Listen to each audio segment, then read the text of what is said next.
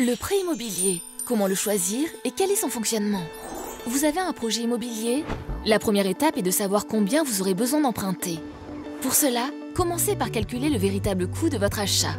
Vous additionnez le prix d'achat du logement avec le coût des travaux éventuels, plus les frais de notaire et la commission de l'agence immobilière. Ensuite, calculez les ressources dont vous disposez. Pour y parvenir, vous vérifiez le montant de vos économies, appelé apport personnel, en y ajoutant éventuellement l'aide de votre entourage sous la forme d'un prêt ou d'un don familial. Votre besoin d'emprunt est égal à la différence entre le coût total de votre achat et le montant de votre apport personnel. Comment choisir votre prêt immobilier? Il est naturel, bien sûr, de s'adresser d'abord à sa propre banque. Mais rien ne vous empêche de faire jouer la concurrence ou encore de faire appel à un courtier. Gardez bien à l'esprit que la durée de votre prêt dépend du montant emprunté, du taux d'intérêt appelé taux annuel effectif global ou TAEG et de votre capacité d'endettement. Généralement, la mensualité ne doit pas dépasser un tiers de vos revenus. Une fois que vous avez choisi, comment ça se passe? Votre banque doit vous adresser une offre préalable valable 30 jours.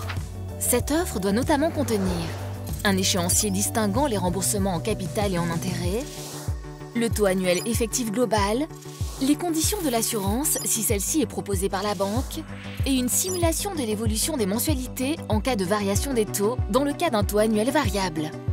Au terme d'un délai de réflexion de 10 jours, vous pourrez accepter l'offre.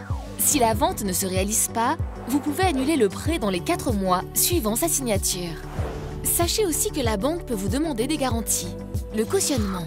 Dans ce cas, une personne que vous connaissez ou un organisme spécialisé prend l'engagement de rembourser le crédit en cas de défaut de paiement de votre part. L'hypothèque, la banque peut faire saisir le bien immobilier en cas de non-remboursement du prêt. Le nantissement, un contrat d'assurance vie ou des titres sont mis à disposition de la banque pour garantir le remboursement. Ce qu'il faut savoir, les taux variables sont souvent moins élevés mais plus risqués. Si l'indice de référence monte, vos mensualités peuvent augmenter. Les banques exigent en général un apport équivalent à 20% du prix d'achat. Soyez prudent en prévoyant de probables dépenses supplémentaires comme le déménagement, les frais d'installation ou les charges de copropriété. De nombreux types de prêts bénéficient d'une aide de l'État, tels que le prêt à taux zéro ou le prêt conventionné. Et d'autres organismes, comme votre employeur ou une mutuelle, peuvent vous accorder un prêt. N'hésitez surtout pas à vous renseigner.